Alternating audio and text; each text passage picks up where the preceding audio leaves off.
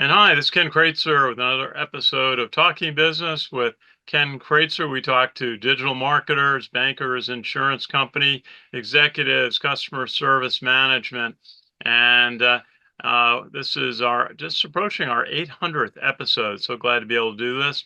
And today we're talking with Kathleen Murphy, who is formerly a global technology executive and now has her own company, Market Me Too, and works with athletic teams and coaches. We're going to ask her about an invisible advantage they can have, and is an author of a new book, Wisdom Whisperer. And Kathleen, good to see you. How are you doing today? I'm doing well, Ken. Thanks for having me on today. It's good to see you too. Great to see you. Well, we met up in the Boston area where you work and live this spring. And tell us a little bit about your career. You kind of made a shift from technology to working with athletic teams and coaching. I did. So just stepping back a little bit, I was working in the tech space, as you mentioned, and I realized that there was a pattern after a number of years that every 2 to 3 years, the companies that I happened to be working for, the point of them being in existence was basically to sell the company and then to move on and to make a lot of people money. And after having done that a number of times over the course of my career, over 20 years, I saw that pattern emerging, and I realized it wasn't necessarily something that I was interested in continuing to do, but I was quite good at it. And so I thought, well, what can I take away from this experience and this wonderful just circumstances that I could turn into maybe doing something differently outside of what I was doing professionally.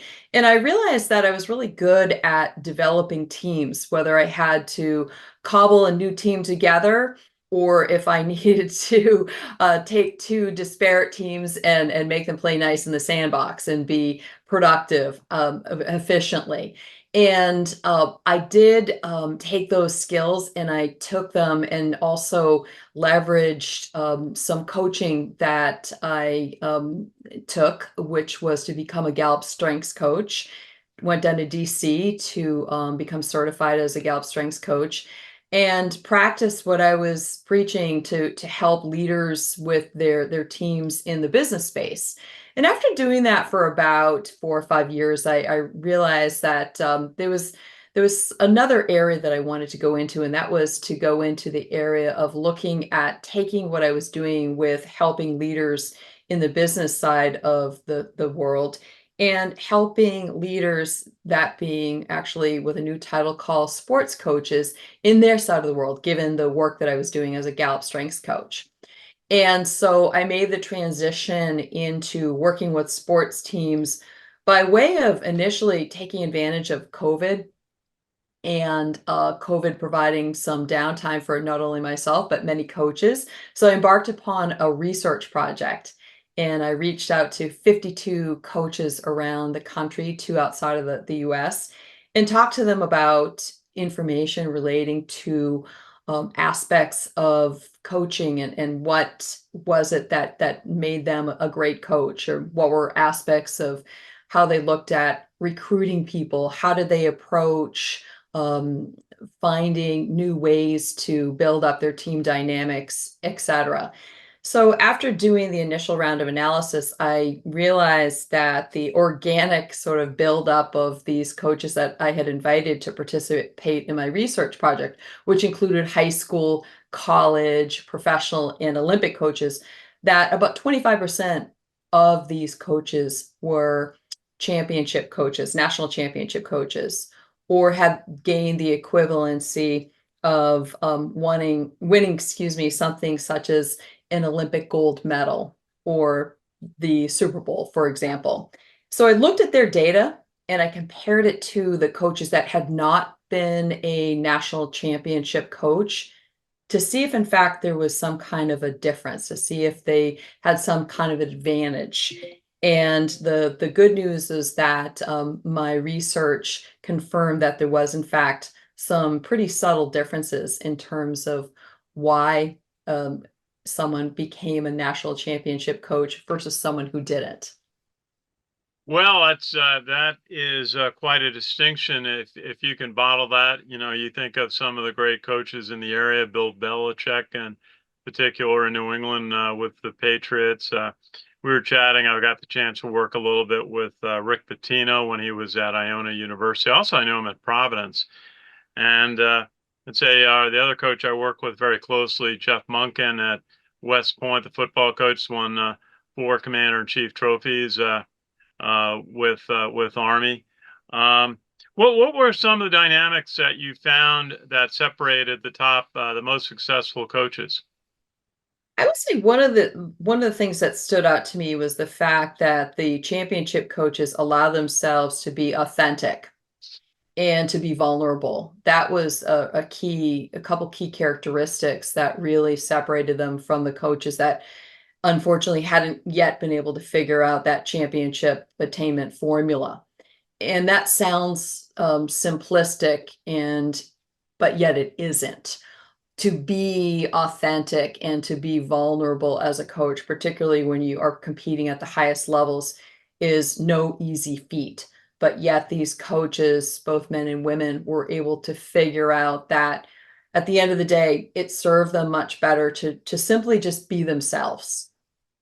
Well, there's so much happening, certainly in the world of college athletics, which I spent a fair amount of time on, with the name, image, and likeness account being able to be a way for players to monetize their college experience, and the transfer portal in college sports, so that players can literally move each year. Um, we were just discussing. I was at an Iona University basketball practice the other night, and they have 14 new players on the team. And this is a team that 2 years ago took UConn, led UConn in the NCAA tournament game. That's right. So they're a solid program. What do you tell? How do you advise coaches today? Because now they have to recruit and attract players, and they also have to keep the players they have. You develop a player, for 2 years as a freshman, sophomore, and you want to hold on. So what's some of your advice to college coaches today? Well, it would be the same advice that I would give to my business teams and the leaders on that side of the world. And that is to set your team and the players up for success. So one of the ways that I go about doing that is being a Gallup strengths coach. I have the coaches focus on what are the top strengths of a player, and then make sure that you understand what those are really deeply by way of coaching support that I provide to help them be able to tap into understand how to motivate those players, how to communicate with those players. Also, just as importantly, what not to do in terms of demotivating a player based on what their particular top 5 strengths are. And then also how to potentially, depending on what the sport is, how to engage that player with other players. Do you put them in the same lineup based on just your own gut feelings, or do you use some science-based methodologies, which can sort of like a moneyballing situation, help you to determine the ideal way to pair people that will provide a much more successful performance outcome. So those would be some elements of advice I would share. Well, Kathleen Murphy, I know I look forward to doing this again, but I want you to just tell us a little bit. You got a book out, Wisdom Whisperer. Mhm. Tell us a little bit about that, if you would. Yes, so Wisdom Whisperer is the first of my 3 books, and I was inspired to write that book based on the fact that um, I was working with lots of clients who kept saying, "Is there any way for you to share more of your knowledge with us?" So I thought one of the best ways to go about doing that would be to put it into a book format. So I then took that information and parlayed it into 2 other books as well. Um, Evolved and Inspired by the Wisdom Whisperer. Inspired by the Wisdom Whisperer is in support and an ode to working also with sports teams and work teams. And so that content's a little bit more oriented towards teams. Well, we'll have to catch up more. And just tell us a little bit, just a quick summary of your company, Market Me Too. Yes. So I am an executive sports coach and CEO of Market Me Too, which I started 8 years ago. And I work with business leaders and sports coaches, as well as the team members that support them. I also work with individuals as well, both athletes as well as individual people that come to me for coaching to support them with challenges that would relate to helping them to solve some kind of a conundrum, if you will, that they're trying to reach as a goal through my coaching, my leadership coaching, or my individual coaching to help them get focused on attaining achievements that they're looking to achieve Well, through Kathy, great. mainly awareness. Self-awareness is really key. Hey, we're going to have you back as we go along in the college football and college winter sports seasons. You got a lot of insight in the massive changes, especially in college athletics, and also maybe hear more a little bit about some of what your thoughts are on the Olympics. We'll have you back. And I love it. Thank you. Kathleen E.R. Murphy is the founder and CEO of Market Me Too and an author. Lives up in the Boston area. Great for joining us today. Thank you.